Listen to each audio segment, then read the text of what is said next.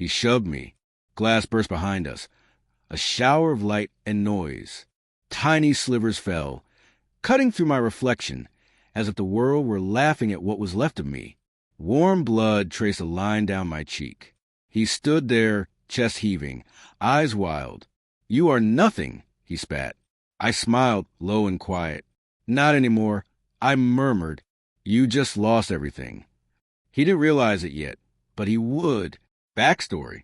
An empire built on deceit. My father, Armin Rafi, the man everyone called a visionary, the teacher of power, control, dominance. He raised an empire from nothing and named it family. I was meant to inherit that illusion, his legacy, his throne, his lies. At 10, he told me, weakness is emotion, love is distraction, only loyalty counts. I believed him.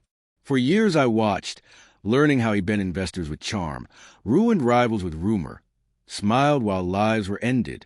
I thought I was learning strength. I wasn't. I was learning cruelty.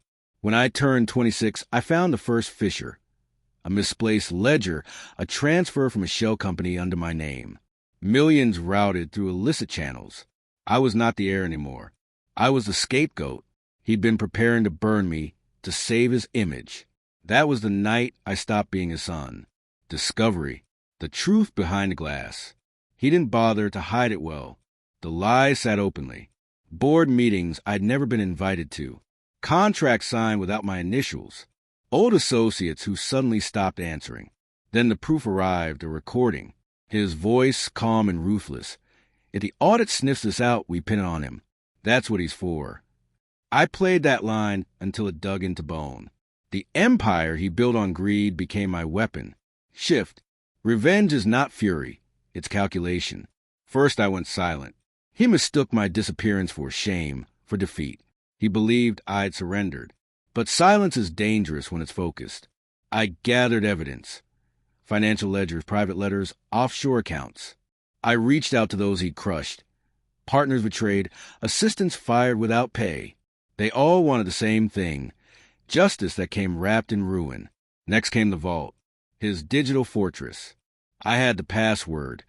A memory of his first car's license plate he never knew I kept. I decrypted it all.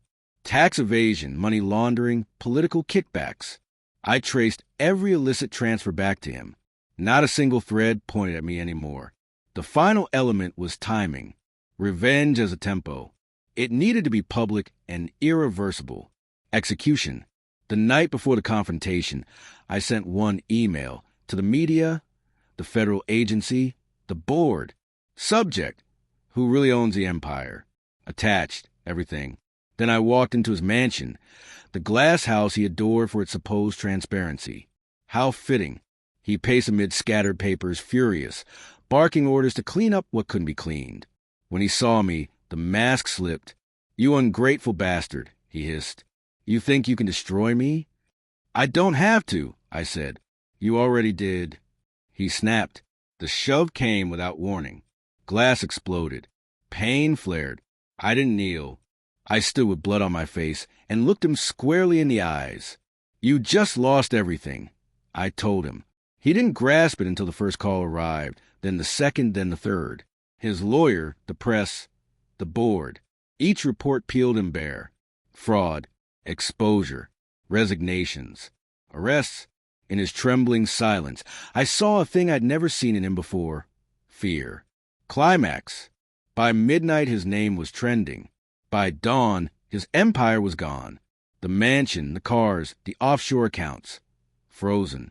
The board voted him out. Screens across the world branded him the architect of the empire of lies. I didn't hide. I stood before the cameras, calm and composed, and told the truth. "My name is Zaydan Rafi." I said, "I helped build a foundation you stand on, and I refuse to inherit corruption." The reporters feasted. The world consumed it. Justice had a face now, and it wasn't his. When I returned home that night, the glass door still lay shattered. I let it remain. Resolution. He called once from an unknown number. No words, just breath and silence. I smiled. In the end, revenge wasn't about obliterating someone else. It was reclaiming the part of myself he tried to erase. He taught me control. He taught me power. I simply turned both back on him. The blood dried long ago, but the reflection in those shards still tells me who I am. Not my father's son, but what he made and what he cannot master. When I said, "You just lost everything," I meant it, because now everything is mine.